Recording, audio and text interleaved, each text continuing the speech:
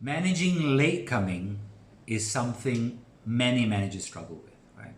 And the key concern here, now the same principles I'm about to share with you in managing late coming can also apply to a staff that is, for instance, missing in action, missing from the workplace, or for that matter, even leaving the workplace early. He or she may come in on time, but here leaves before the designated work hour ends, right? So these same principles apply for whether it's late coming, early leavers, or even those missing during work hours.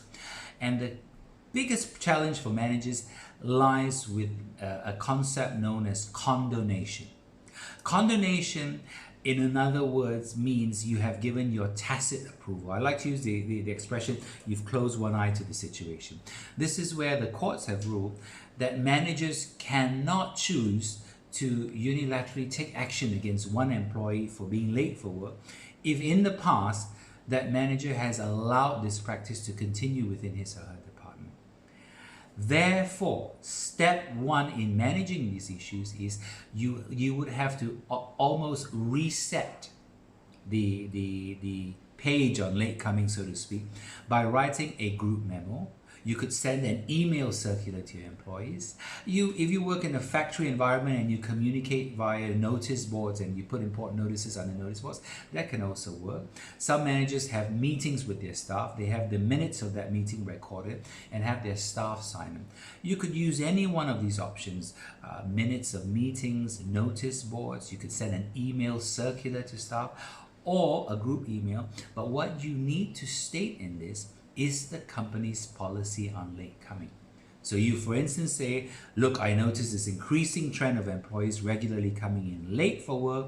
Please note our company policy on late coming, which states, in that case, clarify your policy. And at the end of that simple notice, tell them, effective immediately, I will be enforcing this. That simple memo buys you a fresh start or gives you that reset. And following this, then you can then start to take action against the employee that is regularly late for work, right? Now, what happens if an employee starts challenging your right to manage his or her late coming? What if the employee says, hey boss, why are you taking action against me when other department heads seem to be ignoring it? They seem to be turning a blind eye to late coming within their departments. Why are you being so particular about this? How do you respond?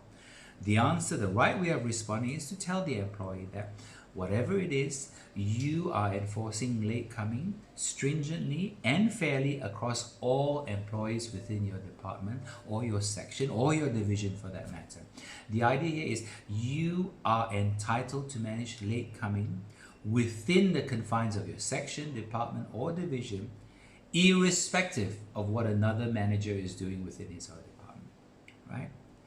And the final aspect that I think would be useful in talking about late coming, this is especially for those employees that seem to have a mindset that, you know, they say, well, look, I come in late, but I always stay back late. I'm meeting my KPIs. So why are you being so pedantic? Why are you being so calculative over late coming? How do you address those issues? The best suggestion I share with managers is to explain to employees that just as a football player may be performing well, but bosses have no problems stopping them from training or playing matches if they find that the employee actually is late for practice. The same thing applies. You have two aspects to being an employee, in that number one, you have your job description. Number two, you're also a team player, and a team can only work well if everyone agrees to be bound by common rules and expectations, and being on time is one of them. Thank you.